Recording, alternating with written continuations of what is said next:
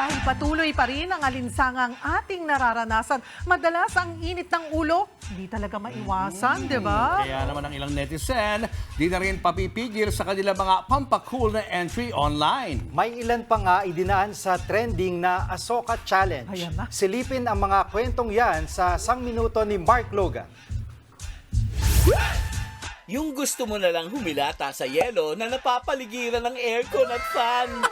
Kaya naman mabenta ngayon ang battery-operated fan. Ayan o, nakasabit, fan.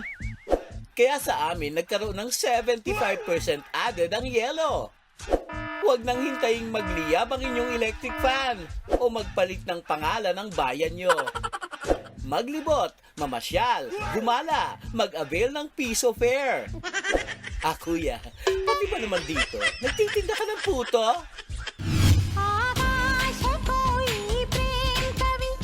Ilan sa mga paborito kong kumasa sa Asoka Challenge, itong mga ito.